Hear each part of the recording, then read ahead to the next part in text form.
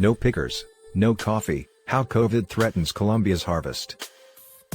But production could fall this year at the massive farm, which covers a steep mountain that is almost entirely carpeted with coffee bushes. Coffee pickers have become harder to hire amid the coronavirus pandemic. Low prices for beans mean there is not much money to lure more workers by offering higher wages.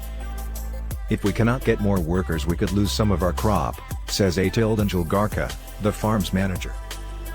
Santa Isabel, which has 900,000 coffee bushes, is one of many farms in the Colombian province of Antioquia that is struggling with labor shortages this year. The province, home to the city of Medellín, needs around 32,000 coffee pickers from other parts of the country each year to collect its harvest, which takes place between September and December. But it currently has a deficit of 7,000 coffee pickers, according to Colombia's National Federation of Coffee Growers. Similar labor shortages affected coffee farms in Costa Rica earlier this year. Workers at the Santa Isabel farm say that fewer people are showing up because the job has become riskier. This place has workers that come from many different places, said Luis Geraldo, a 40-year-old coffee picker. To prevent outbreaks and make the job safer for coffee pickers, farms in Colombia have taken biosecurity measures that include adding hand-washing stations and temperature checks. But the measures have not attracted as many workers as farmers had hoped for, even though the unemployment rate in Colombia is about 50% higher than it was a year ago. Mr. Garca says that his farm usually hires 500 temporary workers to harvest its coffee bushes in November, when beans are ready to be picked. Cold and rainy weather has slowed down the pace at which coffee beans mature in many parts of Colombia this year. But the farm is still actively recruiting people, before its beans fall to the ground.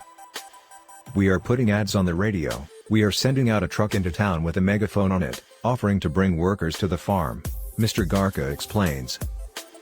Jose Copyright Alvaro Jaramillo, the Antioquia director for Colombia's Coffee Growers Federation, says the labor shortages have been happening for several years now, though to a lesser extent, as better-paying industries like highway construction and the illegal coca crop lure rural workers away from the coffee fields.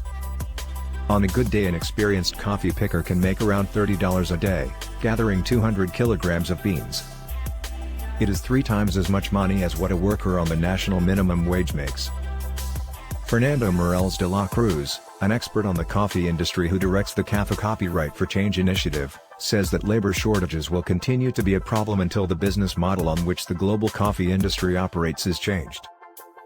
He says that a few companies, including Starbucks and Nestlé, are purchasing most of the coffee in the world and keeping prices low thanks to their bargaining power. For wages to improve significantly in the industry, wholesale prices for coffee beans would have to hover around $12/kg, Mr. Morales de la Cruz, who is also a human rights activist, says. Still, even as growers struggle with low prices for their coffee, there are people willing to work for the modest wages on offer. At the Santa Isabel farm, many of the coffee pickers who turned out this year are Venezuelan migrants, who need to send money to relatives at home.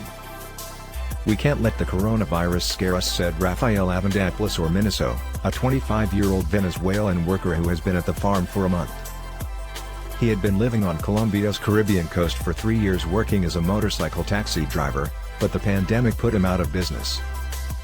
Play the 11-year-old fighting for India's farmers. Who will make money from COVID vaccines?